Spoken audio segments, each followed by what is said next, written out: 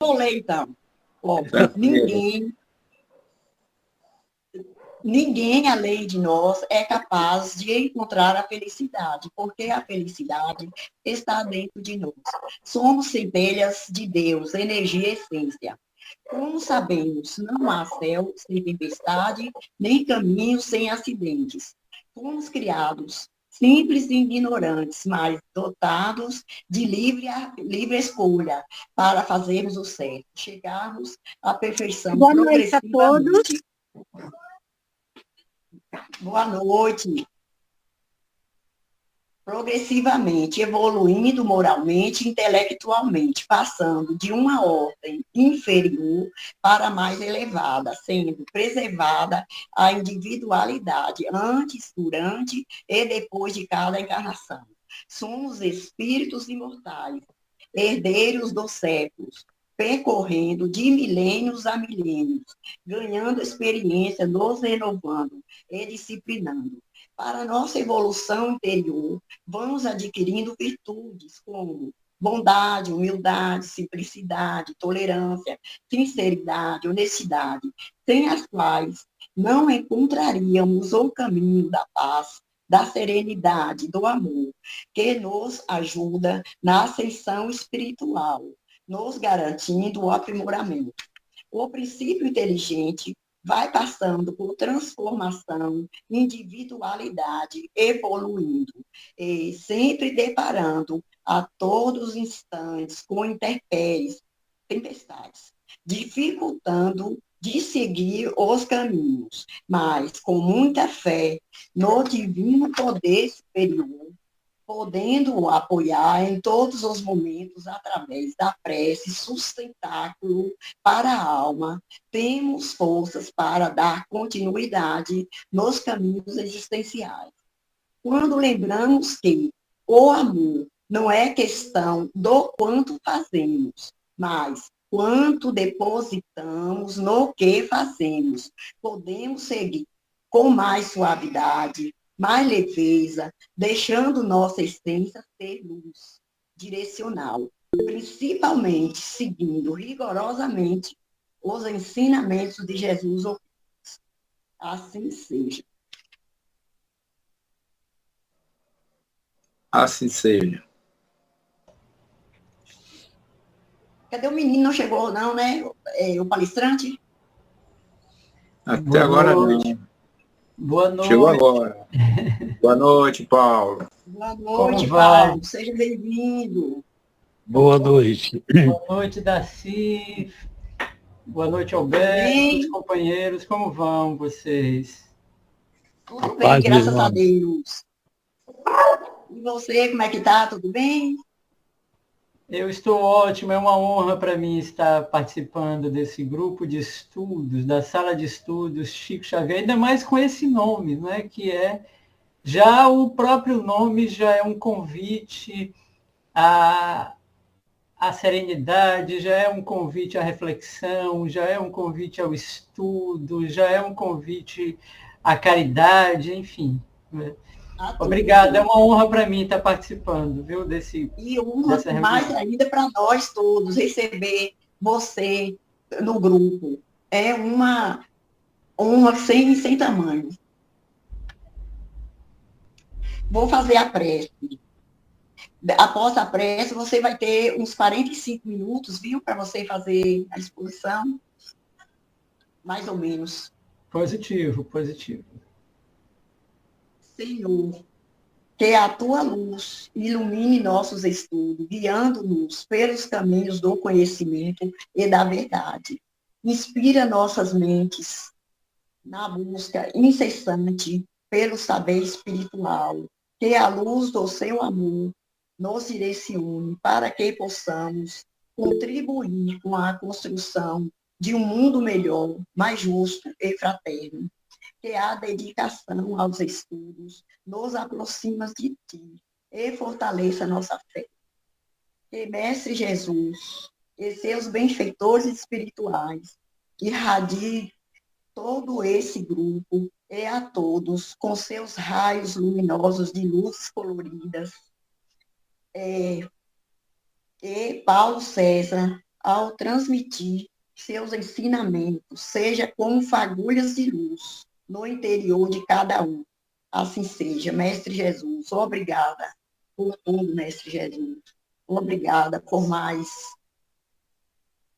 esses estudos que vamos participar a partir de agora. Que a Mestre Jesus ilumine Paulo Sérgio e a todos. Assim seja. Que assim seja. Assim seja. Assim seja, meus amigos.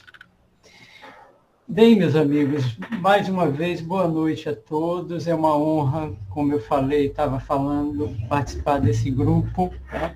Deixa eu desligar aqui o nosso obsessor, tá? Que é o celular.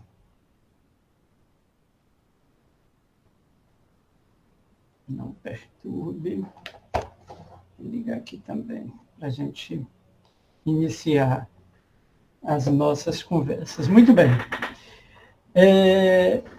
Antes de mais nada, eu gostaria de lembrar, eu liguei agora há pouco para o meu amigo Alberto, tá? E nós conversamos rapidamente. Eu havia anotado o tema que ele me falou como sendo o tema de todo o capítulo 4 do Evangelho segundo o Espiritismo, que é: ninguém vem ao reino, ninguém pode ver o reino de Deus se não nascer de novo. Mas era só sobre o item 18, que é os laços de família são fortalecidos pela reencarnação. Mas não tem problema, a gente vai falar sobre todo o capítulo e no final a gente complementa com o item 18. Tá? Para a nossa reflexão dessa noite, tá? Além de o Evangelho segundo o Espiritismo, tá? Nós também analisamos, compulsamos outras duas obras também importantes para conversarmos na noite de hoje. Tá? Uma delas é essa aqui, A Boa Nova, uma obra fininha do espírito Humberto de Campos, que foi um jornalista, um escritor espírita, e ele escreveu essa obra e outras obras também pelas mãos abnegadas de Chico Xavier. E é uma das mais importantes obras de Chico Xavier, de Humberto de Campos. Tá? Ele fala desde o nascimento de Jesus também, fala de Maria de Magdala, fala de Maria, mãe de Jesus, fala dos apóstolos, enfim, e também fala dessa passagem bastante interessante do Evangelho. Tá? E também uma outra obra de um espírito desencarnado, chamada Amélia Rodrigues. Né? Amélia Rodrigues foi uma professora e poetisa baiana, né? E ela escreve pelas mãos de Divaldo Franco, várias obras a respeito de Jesus, obras assim de extrema poesia, obras muito sensíveis que ela traz para a gente, e ela também faz uma reflexão acerca desse tema, né? Dessa passagem de Jesus, sobre essa frase que ele disse, sobre esse memorável diálogo que ele teve com Nicodemos. Tá? Esse diálogo, como nós já falamos, que Jesus teve, foi com Nicodemos. E quem é Nicodemos? Ou melhor, quem foi Nicodemos? Tá? É preciso que a gente faça essa reflexão aí. Tá? Nicodemos era um senador dos judeus. O Senado, vamos fazer uma breve comparação para a gente se fazer entendido. Né? Nicodemos, ele era senador dos judeus do Sinédrio. Tá? O Sinédrio era como se fosse o Supremo Tribunal Federal hoje. Imaginemos como se fosse o Supremo Tribunal Federal. Nicodemos era judeu, era fariseu também. Tomou conhecimento da missão de Jesus, tomou conhecimento daquilo que Jesus realizou, dos milagres também, que, entre aspas, que ele realizou. E aí ele tentou conversar com Jesus. E aí ele pensou, bem, eu sou uma pessoa pública, tá? Eu não posso ser visto aí conversando com o Rabi, né? Sendo visto por todos. Tá? E aí ele, na calada da noite, ele procura Jesus, tá? Ele procura Jesus, e então ele é recebido por Jesus durante a noite. Tá? Contam as Escrituras, tá? Aliás, essa passagem do Evangelho, ela só está descrita no Evangelho de João. Tá? Nenhum dos demais evangelhos, os 4 outros evangelhos, os 3 outros evangelhos, melhor dizendo, o Evangelho de Marcos, de Mateus e o de Lucas, nenhum deles fala sobre esse diálogo, esse memorável diálogo. Apenas o Evangelho de João. Tá?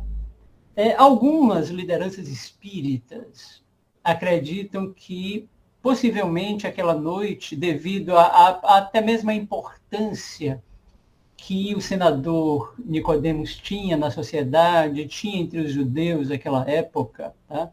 Eram muitos senadores, eram mais de 70 senadores, era composto o Sinédrio, naquela época, mais de 70 anciãos, como eram chamados, né? Que tomavam as decisões importantes de Israel naquela época. Tá?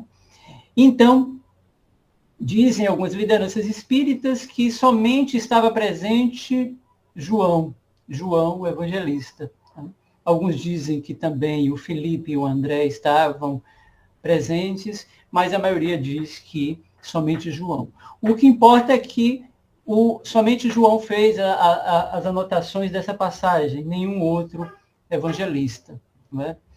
Então começa esse diálogo memorável. Tá? E aí o senador ele chega para Jesus e diz assim, mestre, né?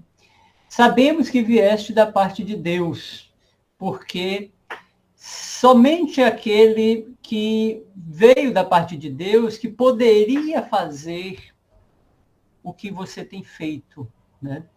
O que o Rabi tem feito. Não é? E aí Jesus começa a falar também, né? E diz assim, aliás, o senador pergunta, né? O que é preciso para conhecer o reino de Deus? Pergunta a Jesus.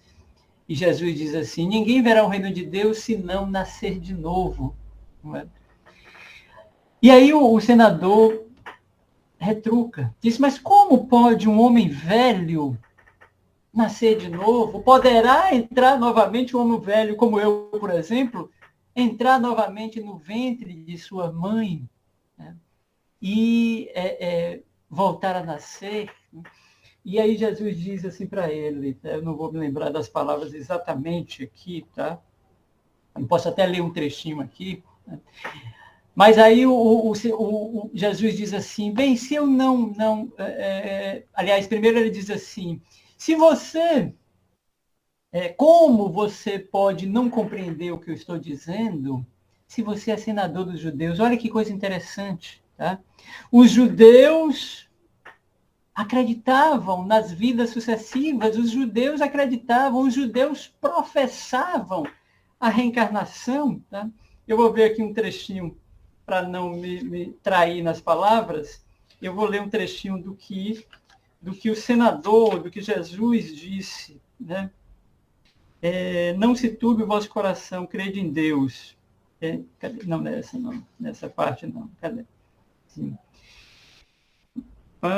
E chegou Herodes, e perguntar, dizendo, pois, cadê a parte? Mas Jesus respondeu, disse, certamente há de vir. Em verdade vos digo, ninguém pode ver o reino de Deus se não nascer de novo. Nicodemos pergunta a Jesus, como pode um homem nascer se já está velho, entrar novamente no ventre da sua mãe? Jesus diz, em verdade vos digo, se um homem não renascer da água e do Espírito, não pode entrar no reino dos céus, no reino de Deus. O que nasceu da carne é carne, o que nasceu do Espírito é Espírito. Não vos espanteis se digo que é preciso nascer de novo. O Espírito sopra onde quer, escutai sua voz, mas não sabeis de onde ele vem. Nicodemos então pergunta, eu vou resumir aqui. Como pode isso acontecer? E Jesus lhe disse: sois mestre em Israel e ignorais essas coisas? Em verdade eu vos digo que apenas dizemos o que sabemos e que apenas damos testemunho do que vimos. E, entretanto, não recebeis nosso testemunho. Mas se não acreditais quando vos falo das coisas da terra, como acreditareis quando vos falar das coisas do céu? Olha que coisa interessante. Esse diálogo foi realmente memorável. Tá? E Jesus questiona o próprio Nicodemos porque, volto a repetir, o judaísmo professava as vidas sucessivas, professava a reencarnação, não com essa palavra, não utilizando a palavra reencarnação, tá? Mas eles acreditavam nas vidas sucessivas. Tá? Aliás, meus amigos, não é novidade, inclusive nas escrituras, a reencarnação. Né? A reencarnação está lá bem explícito nas escrituras, evidentemente não usando, volto a repetir, essas palavras. Tá? Eu não sei se vocês já ouviram falar no Concílio de Constantinopla. Né? O que é o concílio? Só para a gente relembrar. Tá? O concílio são algumas reuniões que o Papa eventualmente realiza junto com a Cúria Romana. A Cúria são aquelas pessoas da Igreja Católica, né, como os padres, os bispos, os cardeais, todos esses fazem parte da Cúria. Então, periodicamente, o Papa reúne os católicos e, às vezes, de outras religiões.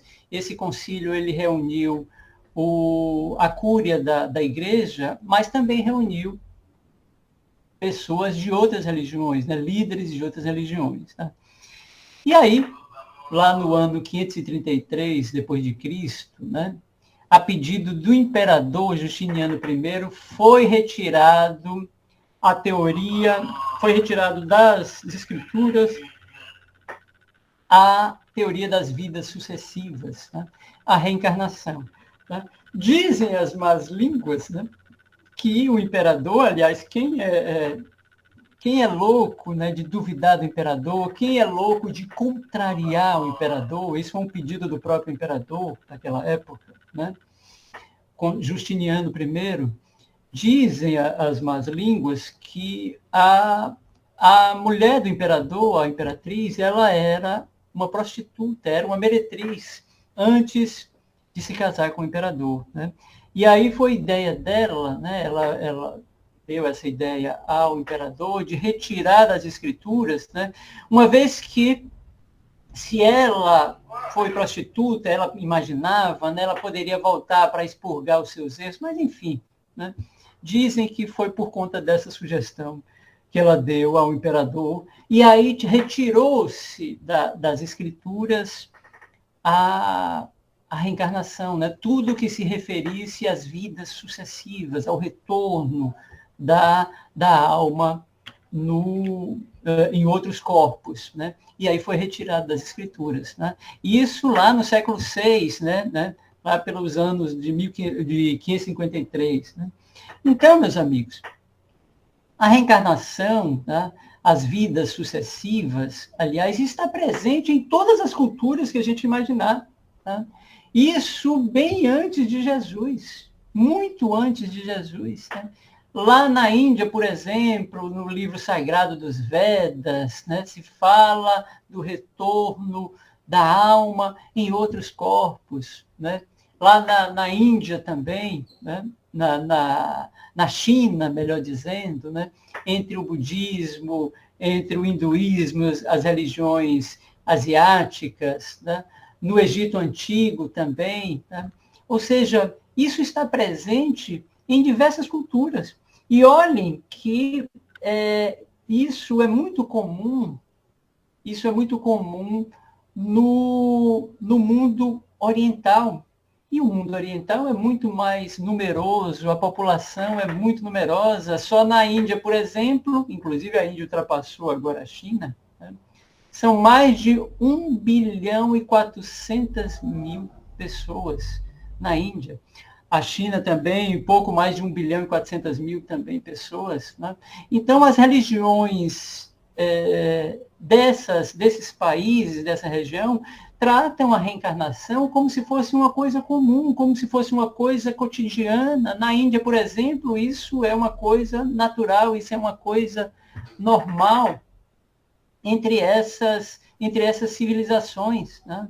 Nós, do Ocidente, é que temos ainda essa resistência, né, em relação à reencarnação, em relação às vidas sucessivas. Nós ainda temos muita resistência, evidentemente, né, como é normal até. Então, a história está repleta de comprovações da reencarnação, né, em todo o mundo, inclusive. Né. No Ocidente, tá? Deixa eu beber uma aguinha aqui. No Ocidente, a reencarnação começou a ser estudada por um francês lá chamado Albert de Rochat, inclusive foi um dos pioneiros no estudo da reencarnação, na pesquisa a respeito da reencarnação, na pesquisa de vidas sucessivas, né? Ele lançou alguns livros também. Né? Tinha uma americana chamada Ellen Van Bach, tá? Tá? Que utilizava a hipnose. Ela pegava os seus pacientes, hipnotizava, e esses pacientes, por conta da hipnose, né, revelavam situações de outras existências. Né? Eles transcendiam a questão do útero materno e mergulhavam em existências anteriores, né, com outros personagens daquele mesmo espírito. Né? Então, eles viajavam verdadeiramente em outras existências. Né? Nos Estados Unidos, teve um americano, inclusive tem um livro lançado aqui no Brasil também, chamado Ian Stevenson. Tá? Ele pesquisou mais de 1.600 crianças. Né? E ele tinha uma coisa interessante também, o Dr. Ian Stevenson. Ele pesquisava principalmente as crianças que tinham as lembranças espontâneas. Né? E nós sabemos que as crianças, elas são muito naturais, elas trazem revelações muito naturais, sem forçar muita coisa. Né? Conversando mesmo, elas revelam muitas coisas de outras encarnações. Não é? Ele, inclusive, publicou um livro que tem aqui no Brasil também, se via muito nas livrarias espíritas, né? Um livro de 20 casos sugestivos de reencarnação, um livro muito interessante. Né? Dentre esses pesquisadores, tem um que eu gostaria de citar, e contar até algumas histórias dele aqui, um indiano chamado Dr. Banerjee. Tá? O Dr. Banerjee, inclusive, desencarnou há algum tempo aqui atrás. Banerjee, ele chegou a pesquisar, ou melhor, ele chegou a publicar, ele pesquisou durante mais de 25 anos, ele chegou a publicar uma obra com 1.100 casos de reencarnação. Olha que coisa interessante. E ele publicou várias obras, não foi uma só. Tá? O Dr. Banerjee, a história dele é tão fantástica, nas pesquisas que ele fez durante mais de 25 anos, que ele recebeu a visita do Dr. Ian Stevenson, um americano, tá? Que quis conhecer as pesquisas do Dr. Banerjee. E aí ele também se inteirou das pesquisas do Dr. Banerjee, né? E publicou vários casos, vários relatos, muitos relatos, inclusive, pesquisados pelo próprio Dr. Banerjee. Tá? Se me permitem, eu vou contar dentre tantos casos que o Dr. Banerjee publicou, tá? Eu gostaria de contar um bastante curioso aqui, né? Que outro dia, quem nos contou essa pesquisa, essa história bastante curiosa, foi o professor Clóvis Nunes, um grande pesquisador, um conferencista, pesquisador baiano. Tá? Ele pesquisou os casos do Dr. Banerjee, e ele achou bem interessante, eu vou repetir aqui, se vocês me permitem. Existia, é muito comum na Índia, como eu falei, né, os casos de reencarnação. Tá? E tinha uma família, um casal, tinha um garoto, né, tinha um filho, tá? E esse filho, ele era daqueles filhos bem encapetados, tá? Daqueles do tipo que daquelas crianças que a gente hoje pode chamar de hiperativos, né?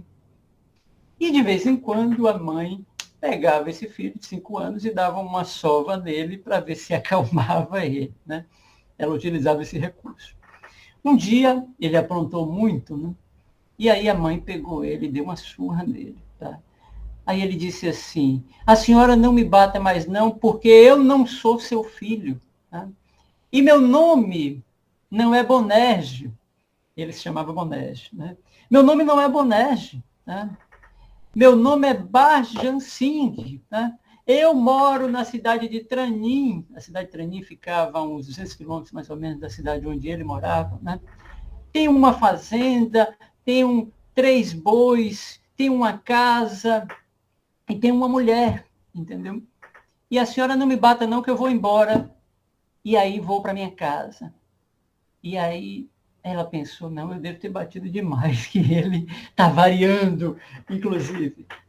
Aí quando o marido chegou à noite, ela chamou o marido e disse: olha, marido, né, eu acho que eu exagerei hoje, eu bati em Bonerge e ele começou a falar umas coisas estranhas, né? Vai lá e conversa com ele.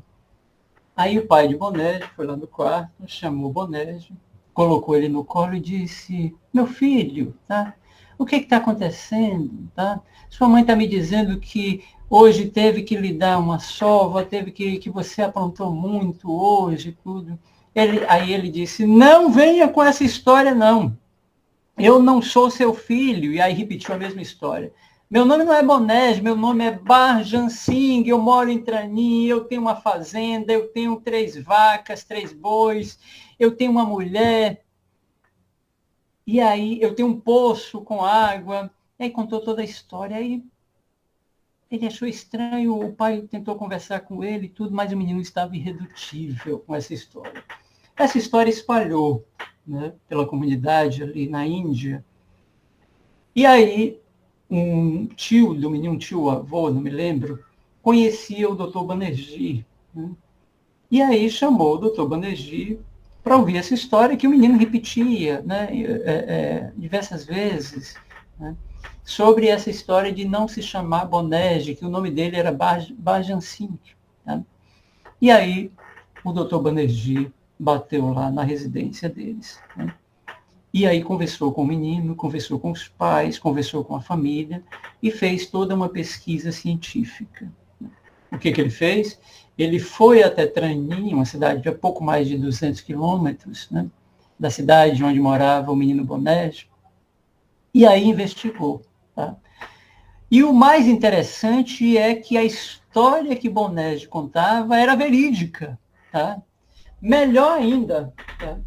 Ele descobriu, o doutor Banerjee descobriu que a viúva do menino Bonerge ainda se encontrava viva, né?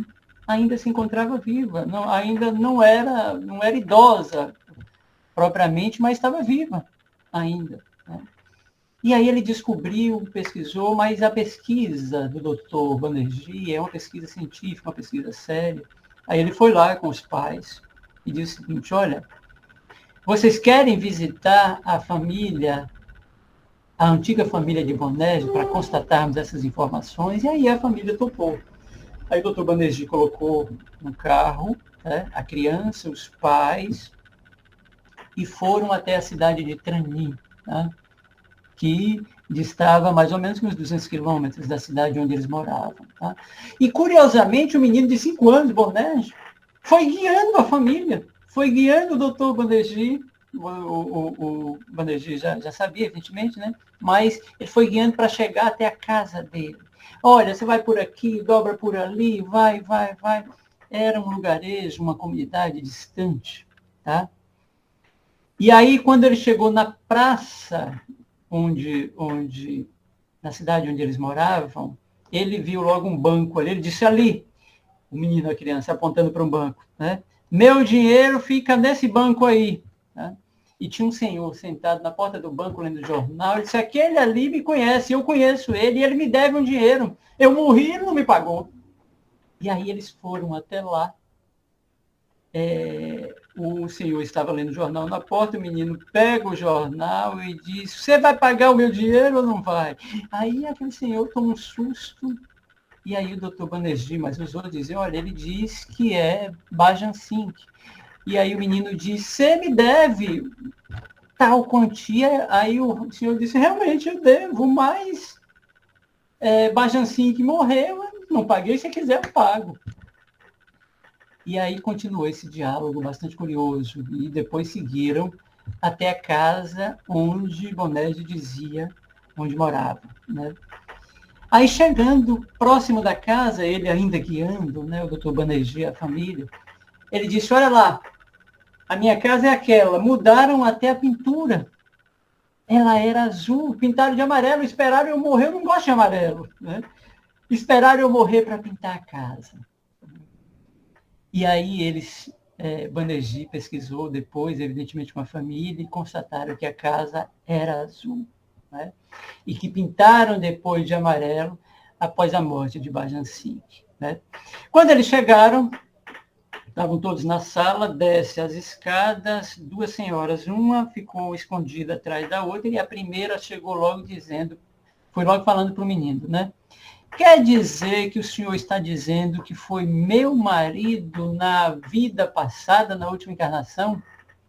Aí Bonerge olha para ela assim, olha, e diz, não, você não é a minha mulher, você é a minha cunhada.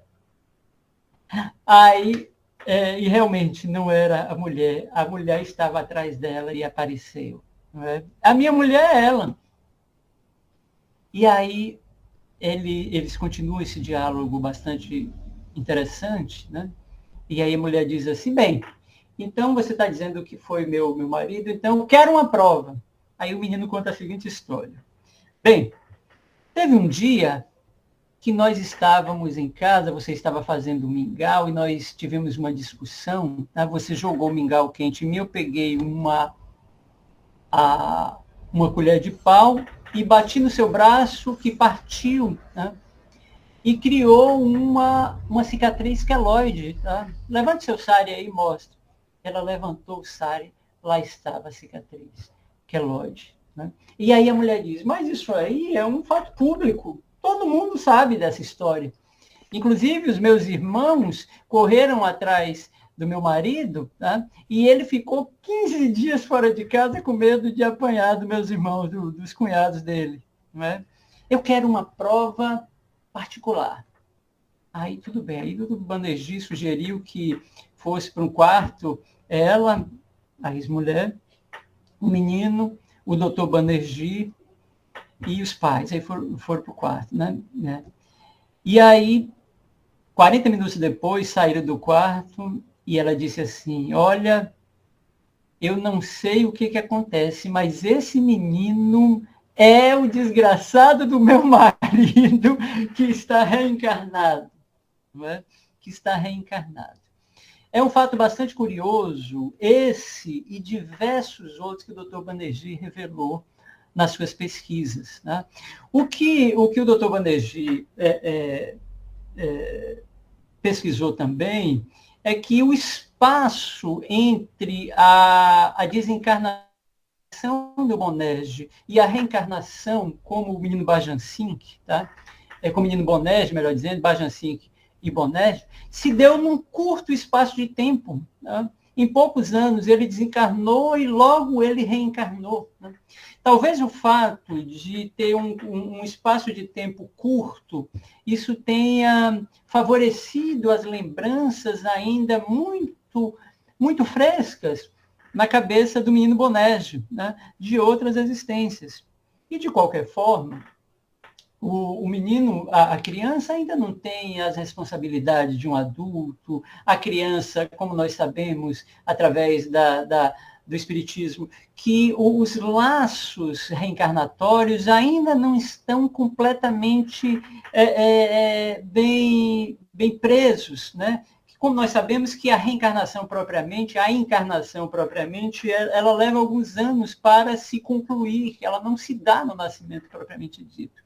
E os laços, né, numa criança, por exemplo, eles ainda estão muito tênues e ainda estão muito sutis, né?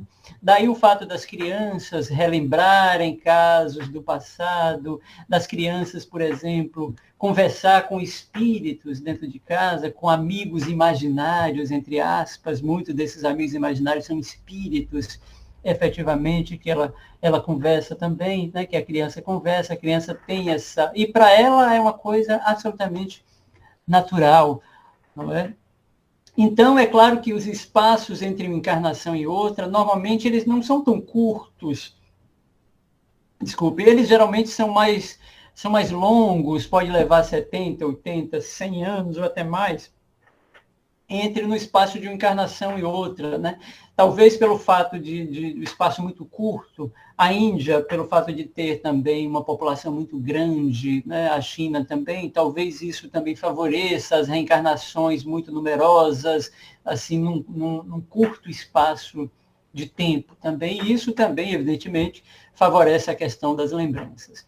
Nos casos das crianças, isso tem uma autenticidade muito grande, tá? Como nós já falamos, pelo fato das crianças não mentirem. Normalmente elas não mentem, elas se lembram de forma espontânea, como foi esse caso aí do menino Bonejo, né? Lembram de forma bem tranquila, né? Sem haver a questão do hipnotismo, a questão de coisas semelhantes, né? Então, essas lembranças inatas, né, como a gente chama, como o Espiritismo chama, são mais autênticas, né? São, inclusive, mais... evidentemente que esses fatos todos são pesquisados, são colocados no papel, uma pesquisa ampla, uma pesquisa científica, como foi feito pelo Dr. Banerjee e, posteriormente, pelo Dr. Ian Stevenson, que também publicou alguns desses relatos. Tá? Entre nós, meus amigos, evidentemente, nós poderemos dizer que entre nós espíritas, certamente não tem ninguém que não acredite na reencarnação. Tá? Porque a reencarnação não é apenas um fato, não é apenas algo que Kardec trouxe para nós, né? Mas é algo que está na natureza, né? É uma lei natural. Tá? Se é uma lei natural, nós estamos, né, automaticamente, nós estamos sob a égide dessa lei. Né? Ninguém pode, por exemplo, cometer alguns erros, tá? Dizendo que não, que desconhece a lei, porque a lei é lei, ela está lá escrita, né? Nós não podemos roubar ou matar e dizer, não, isso não está, eu desconheço a lei. Né? Então, mesmo que a gente desconheça, mesmo que a gente não acredite, tá? A reencarnação existe, porque ela, além de ser um fato, é uma lei. Ou seja, ela faz parte da nossa existência como espírito imortal que todos nós somos. Tá? E isso são fatos, né? É uma lei incontestável. Porque se nós acreditamos, por exemplo, tá, que Deus é justo, nós certamente acreditamos que Deus é justo. Não é verdade? Se Deus é justo, tem que existir a reencarnação. Tem que existir as vidas sucessivas, porque nós não podemos imaginar um Deus injusto. Por que tantas diferenças? Né? Por que tantas anomalias? Por que fulano nasce com problemas de saúde, vive uma vida inteira de problemática, enquanto outros nascem na opulência? Uns nascem na Europa, tem a educação, as melhores educações, a melhor educação, e outros nascem no interior da África, por exemplo, sem a mínima oportunidade. Né? Uns nascem com tudo e outros com quase nada. Então, por que essas diferenças? Se não existisse a reencarnação, Deus seria injusto. Não é? A reencarnação, como Kardec colocou para a gente, ela é como se fosse uma chave que explica as diversas anomalias humanas, principalmente as diferenças sociais, por exemplo. Né?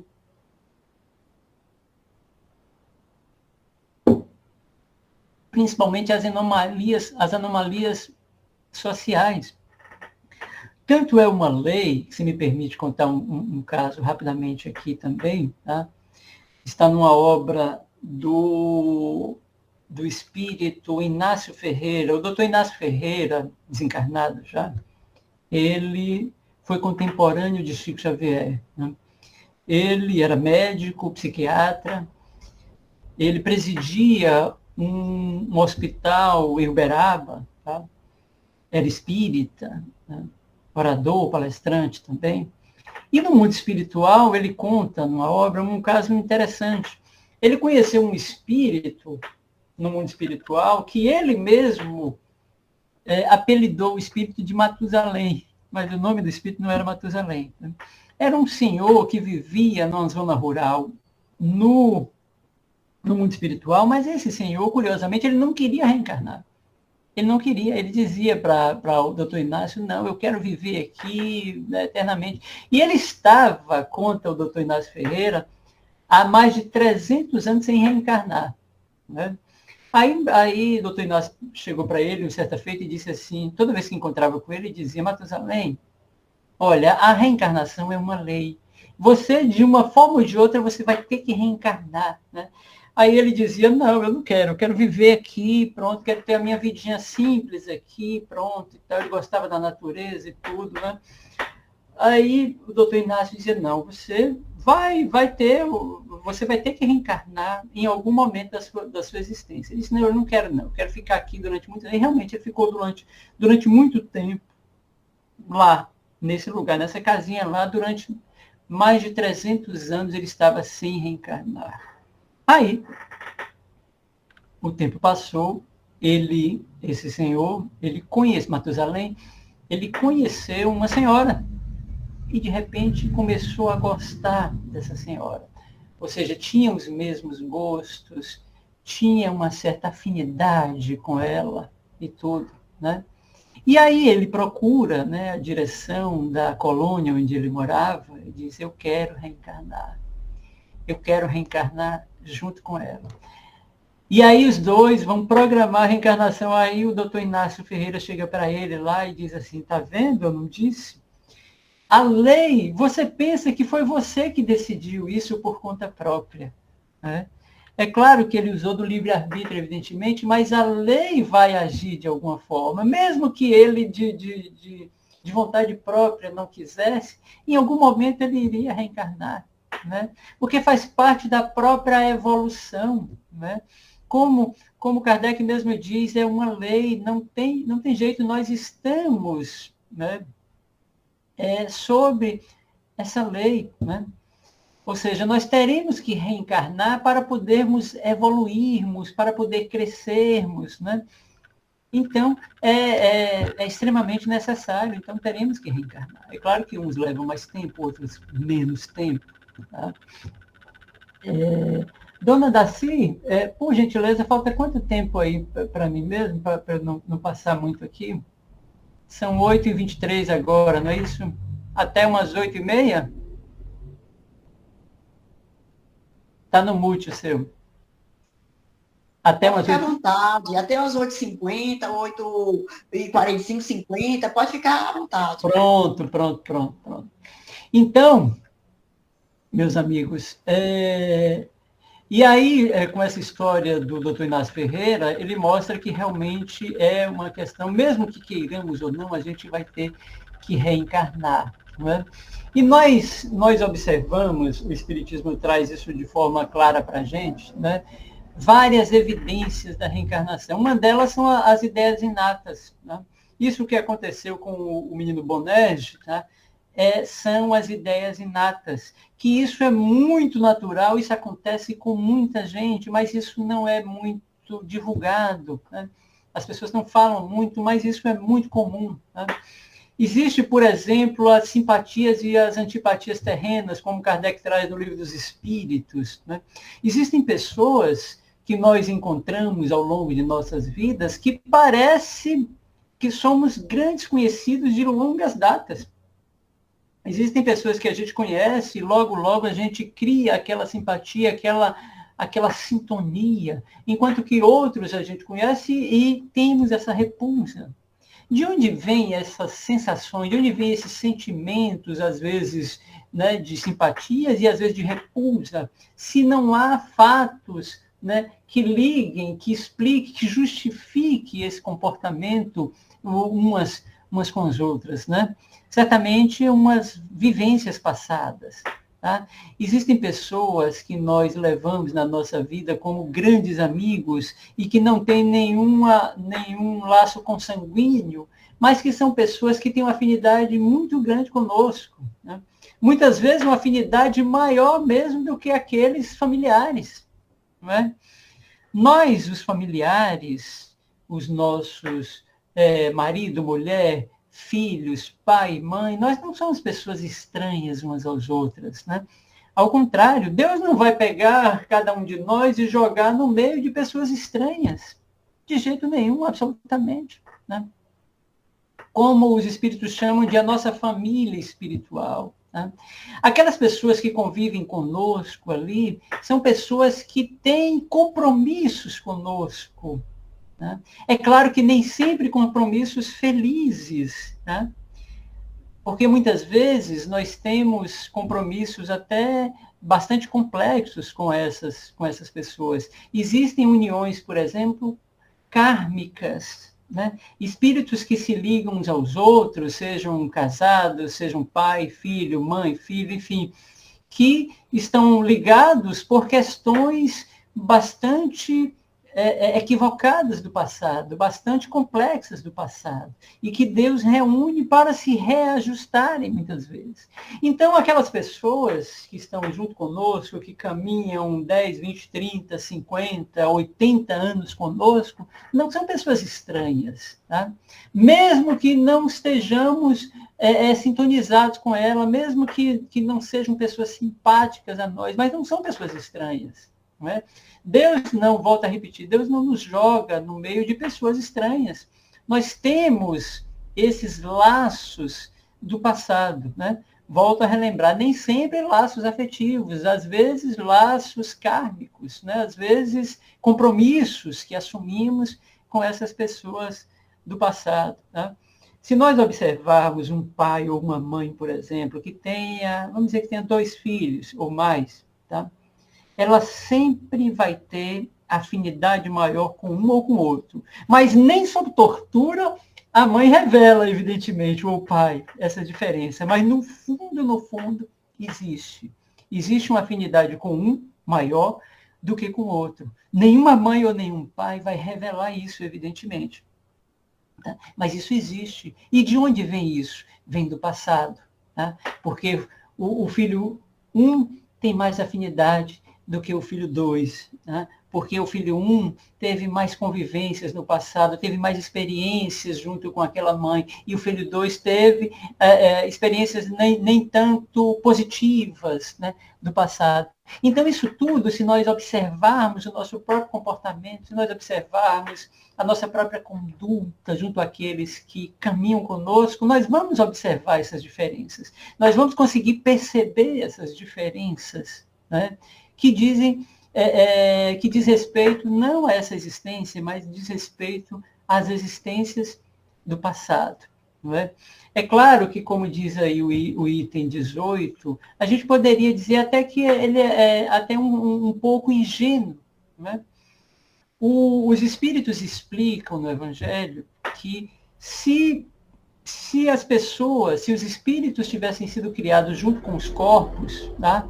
Não haveria essa afetividade, não haveria sentido essa ligação afetiva. Porque se tudo começou no nascimento, né,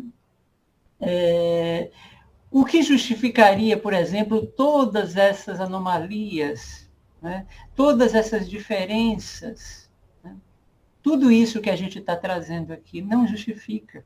Né? Se fôssemos criados junto com o próprio corpo, se o espírito fosse criado junto com o corpo. Além do passado e o futuro. Não é? E o futuro. Certamente essas pessoas já viveram conosco, ou já viveram outras existências, mesmo que não tenham sido conosco, certamente viveram também conosco. Não é? E nós iremos reencontrar, com certeza, cada uma delas. Né? numa condição mais feliz, numa condição mais tranquila, numa condição mais harmônica, inclusive. E é para isso que nós reencarnamos. É para isso que nós retornamos ao corpo nesse planeta de provas e expiações, né? Porque os espíritos aqui encarnados e desencarnados não são os melhores espíritos do mundo, né? Daí o nome, planeta de provas e expiações, ou seja, segundo a gradação espiritual do nosso planeta, nós estamos nos primeiros degraus, mal saímos do mundo primitivo, né? Estamos, evidentemente, já às portas do mundo de regeneração, mas isso tudo são os primeiros degraus. Os espíritos aqui encarnados e também desencarnados, ainda somos espíritos atrasados, né? Ainda somos espíritos que preservamos o egoísmo, preservamos o orgulho, a violência, a mentira, a calúnia e uma série de defeitos que ainda carregamos, né, ao longo de nossas existências, não apenas nessa, mas ao longo de outras existências. Por isso temos que reencarnar várias vezes para irmos burilando esses nossos sentimentos, burilando esse nosso comportamento, muitas vezes, né? Um outro exemplo de evidência de reencarnação, além das ideias inatas, né, simpatias e antipatias terrenas, são os grandes gênios da humanidade, né? A gente tem muito. Se nós fizermos, por exemplo, hoje com a internet, nas redes sociais, uma rápida pesquisa pela internet, nós vamos ver inúmeros casos de pequenos gênios, crianças de 5 anos, de 6 anos, de 4 anos, fazendo maravilhas, tocando piano, fazendo coisas incríveis, né? De onde vêm essas faculdades? Se elas não tiveram tempo para aprender nada disso, não é? Mozart, por exemplo, um compositor extraordinário. Tá? Mozart, com 4 anos, ele já tocava obras ao piano, obras maravilhosas. Mozart, segundo os biógrafos, aos 8 anos de idade, ele escreveu sua primeira ópera.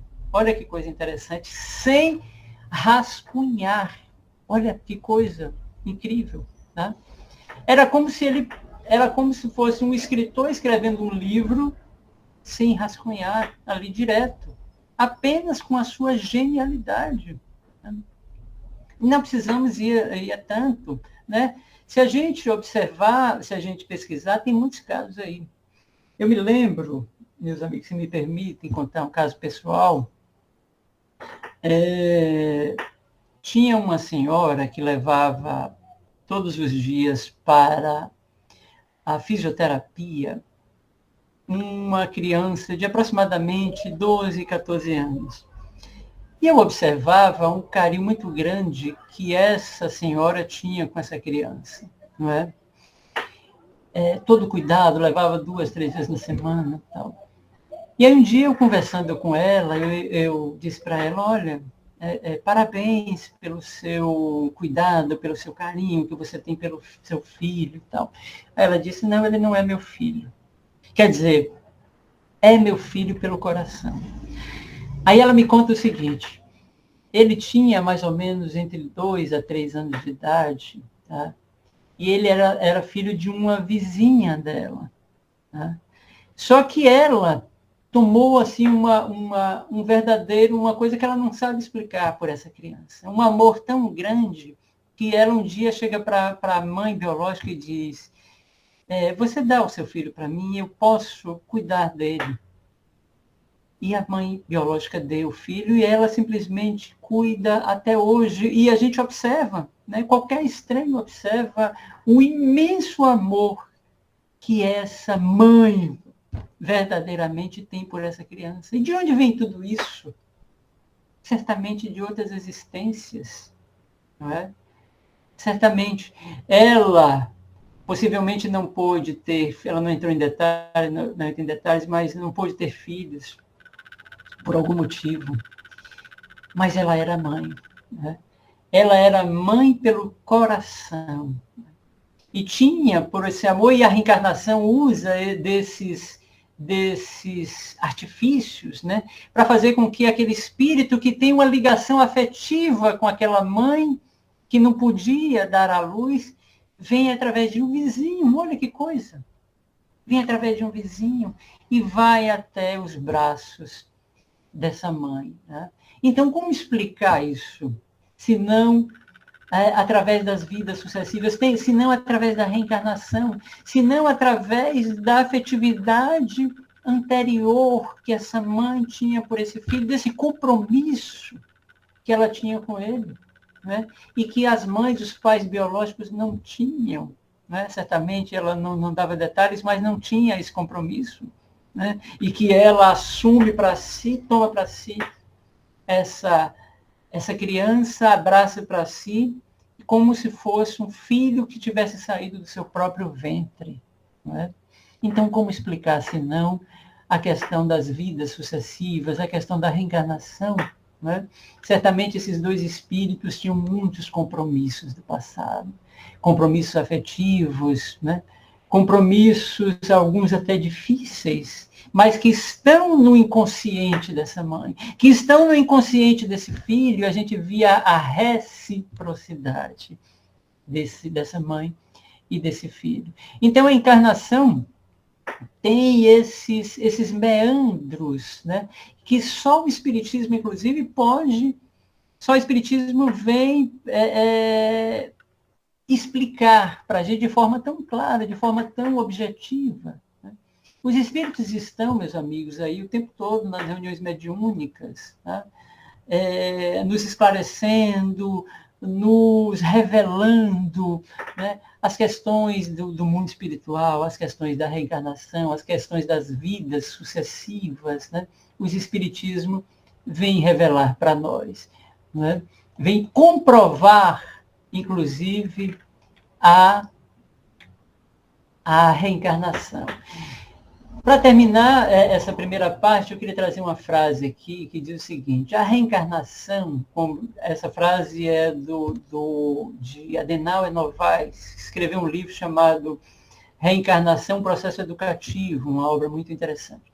Ele diz assim: a reencarnação é um processo educativo, pelo qual o espírito retorna ao corpo físico tantas vezes quantas forem necessárias para o próprio aperfeiçoamento. Tá? Então, meus amigos, eram essas as minhas palavras da noite de hoje. Tá?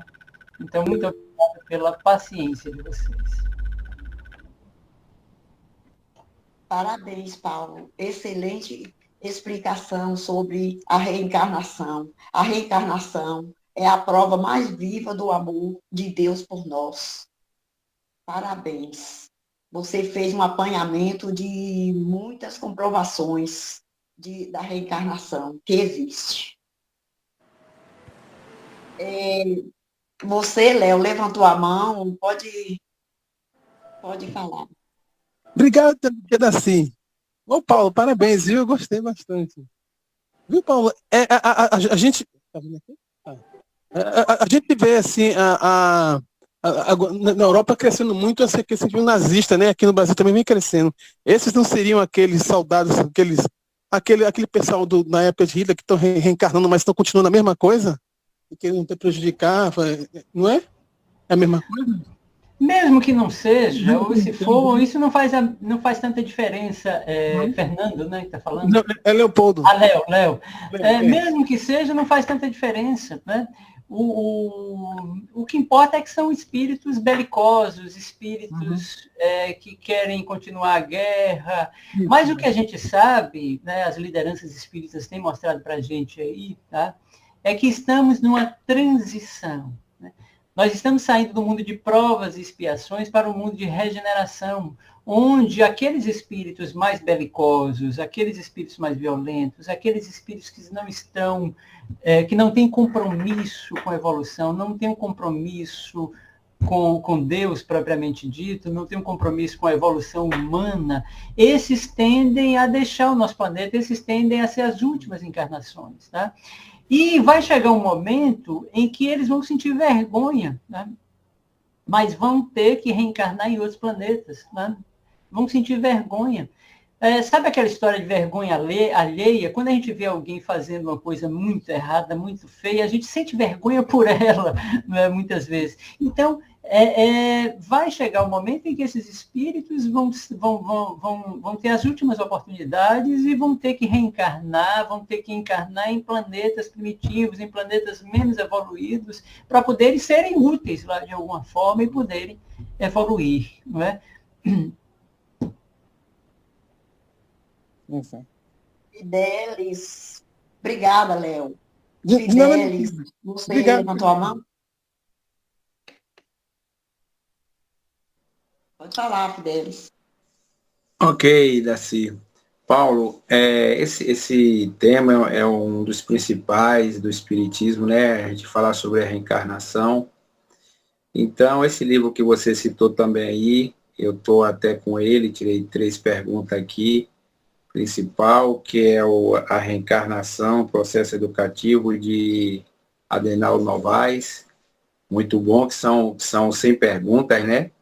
Muito. Então, eu tirei 3 perguntas aqui, vou fazer e vou dar a resposta. E tem muita gente que não tem um livro, e eu tirei 3 perguntas no tema que você fez a reflexão, que, por sinal, foi muito boa, muito ilustrativa, né, em termos de teórico. Então, a primeira, ele diz o seguinte: o espírito que foi abortado retorna na próxima gestão da mesma mãe? Adenal Novaes responde aqui: é possível, desde que a mãe possa engravidar de novo, e quando o espírito ainda não foi conduzido imediatamente para reencarnar através de uma mulher, de outra mulher. Em alguns casos, quando existe o compromisso com outro espírito, o abordado fica aguardando nova encarnação através da mesma mãe.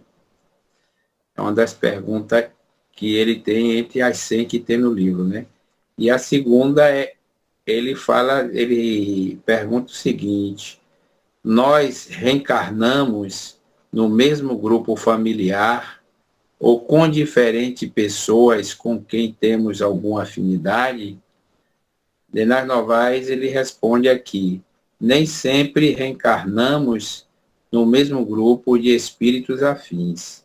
Às vezes, somos conduzidos a reencarnar junto às pessoas a quem temos aversão ou de que fomos inimigos. As leis de Deus colocam os inimigos junto para que o amor os aproxime de fato. Enquanto não perdoarmos nossos adversários, não estaremos livres para realizarmos as escolhas que queremos. Quando merecemos, reencarnamos junto com os espíritos afins. Porém, em geral, reencarnamos no mesmo grupo familiar. A terceira pergunta, ele fala assim: é possível algum espírito que desencarnou com poucos meses de vida reencarnar imediatamente com outro sexo na mesma família? Adenal Novaes coloca a resposta aqui: sim.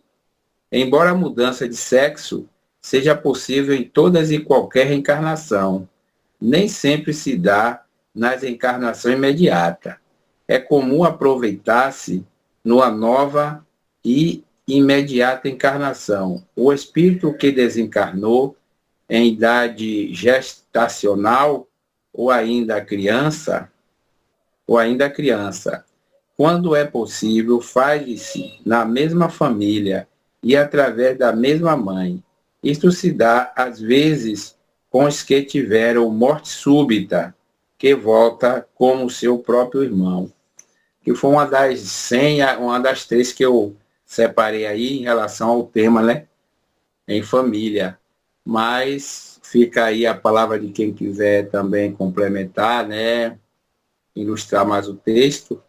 E parabéns, viu, Paulo? Foi uma boa reflexão. Segue aí, Fernando. Obrigada, Fidelis. Boa noite, Paulo. Fernando. Boa noite, meus irmãos, Boa minhas noite, irmãs. Fernando. Parabéns. Tá? Foi excelente explicação para nós. Eu só quero acrescentar o seguinte, com uma fala de Joana de Ângeles, com relação ao que Jesus disse, que é necessário nascer de novo, ela diz que, para não adiarmos hoje o nosso renascimento moral, pensando já na próxima conjuntura carnal, que a reencarnação vindoura será, sem dúvida, a continuação da reencarnação em que nos encontramos. E ela finaliza dizendo assim, o Evangelho, assim, é precioso legado de homens e mulheres que se tornaram heróis da fé e da renúncia, após experimentarem todas as vicissitudes. Então, ela nos orienta para dizermos, então, recomeço a viver, estou nascendo de novo.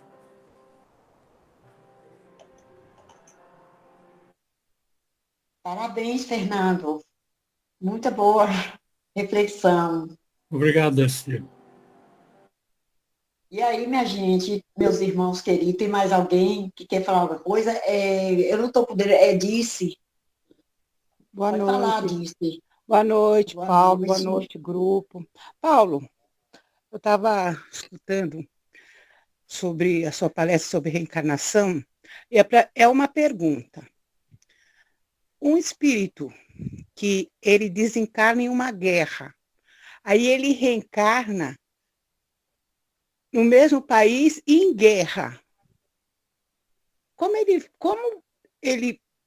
a evolução ou o aprendizado que esse espírito tem, né, de desencarnar em uma guerra e nascer em um país que existe guerra? Qual é a evolução de um espírito desse? Não dá para... Porque, assim, ele aprendeu a violência e continua na violência.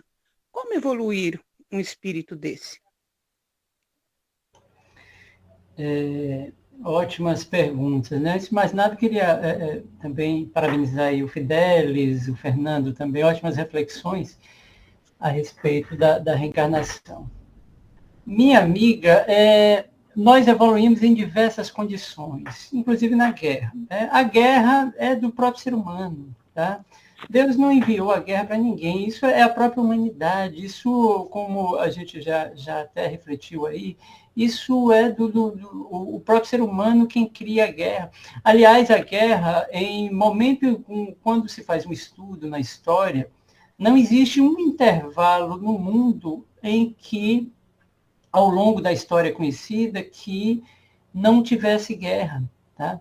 Ou seja, a guerra é um exemplo de inferioridade humana, Tá? Todos aqueles, não são, ou melhor dizer, não são todos aqueles que estão ali vivenciando a guerra, que estão se degladiando, evidentemente. Né? Ali tem espíritos que estão espiando, tem espíritos que estão provando, tem espíritos também que estão crescendo, que estão evoluindo. Né? Então, a gente cresce, a gente evolui em qualquer condição, inclusive na guerra. Tá? Um exemplo disso foi um exemplo muito emblemático é a história da enfermeira Ana Nery, né, que desencarnou, salvo engano, na Guerra do Paraguai, né, um espírito altamente esclarecido. Ela tinha era um espírito tão assim acima da média, não vou dizer que era um espírito evoluído, claro que não, que dizem algumas lideranças que quando ela desencarnou, a guerra, inclusive, é uma condição de extremamente sofrimento, tanto do lado material quanto do lado espiritual, tanto do lado físico quanto do lado espiritual. E quando ela desencarnou, tá, e ela percebeu que havia desencarnado, os espíritos que estavam trabalhando para atender aquele, chega para ela e diz, continue trabalhando, não pare não. Ela desencarna e em espírito ela continua trabalhando em prol daqueles que estavam passando por todo aquele drama, tá? Todo aquele drama. Então, a guerra é uma amostra bem autêntica da estupidez humana, entendeu? da falta de espiritualidade humana que ainda nós insistimos. Mas nós evoluímos em todos os momentos, né? Evoluímos em todos os instantes, seja na guerra, seja no lugar onde não existe a guerra. A gente evolui, a gente progride também, né?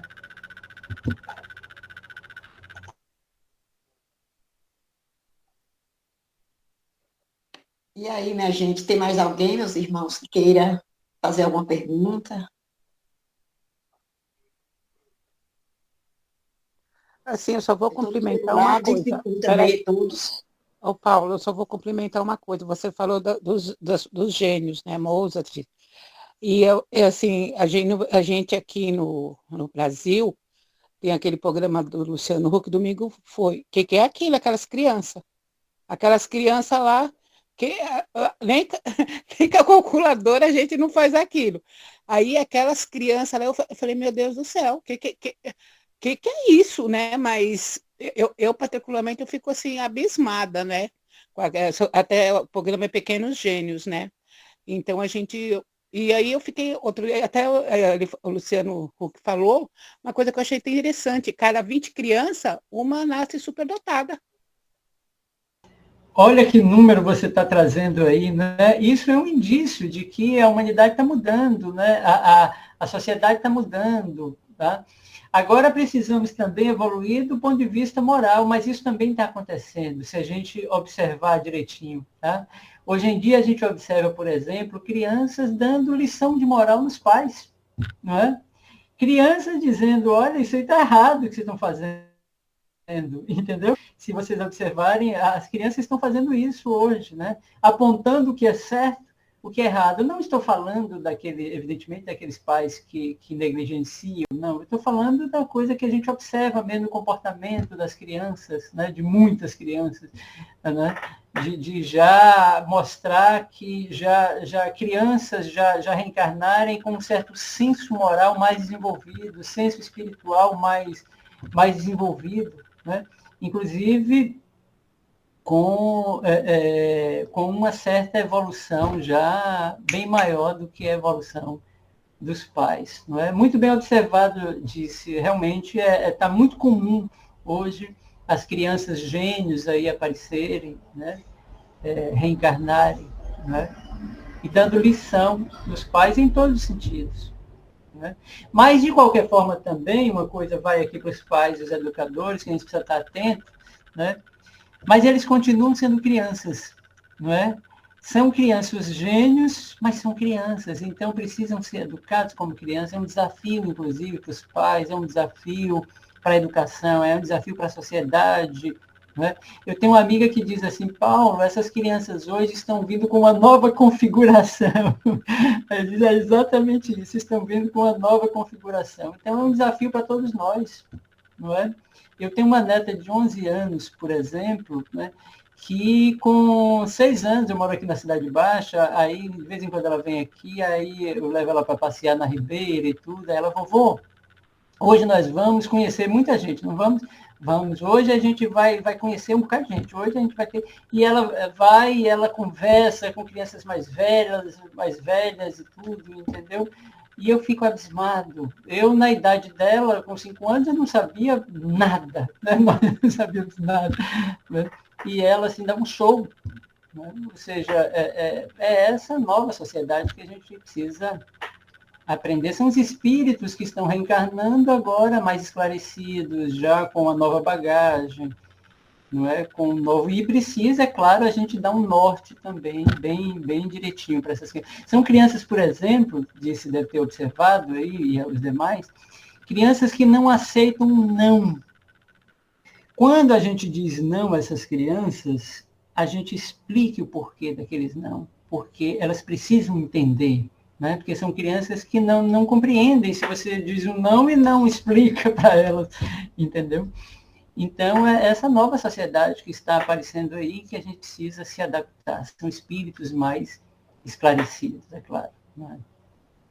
Ô César, será que é crianças já preparadas para trabalhar agora na regeneração do planeta?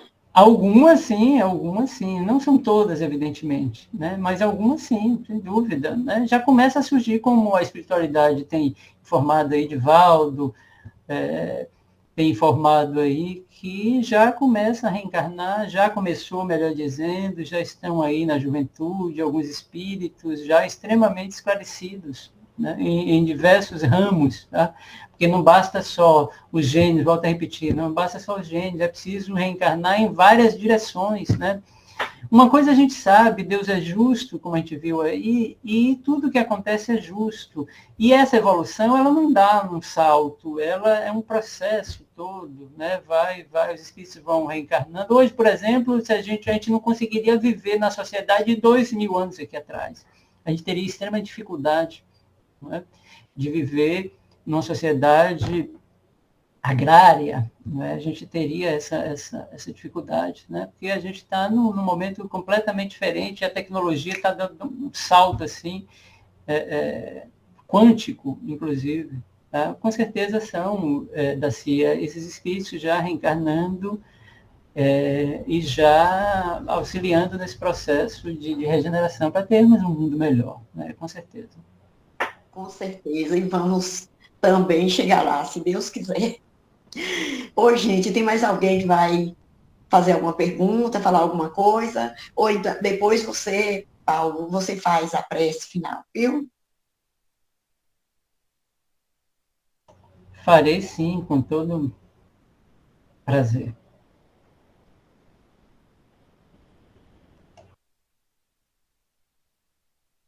Acredito que ninguém tem mais perguntas. Então, você pode fazer a prece, Paulo. Posso. Agora eu posso te botar. abençoa. Obrigado. Posso botar no fundo aqui uma musiquinha, uma música que eu adoro? Com certeza. Deixa eu ver se eu consigo Com aqui. certeza. Amo música. Deixa eu ver se eu consigo aqui. Música boa.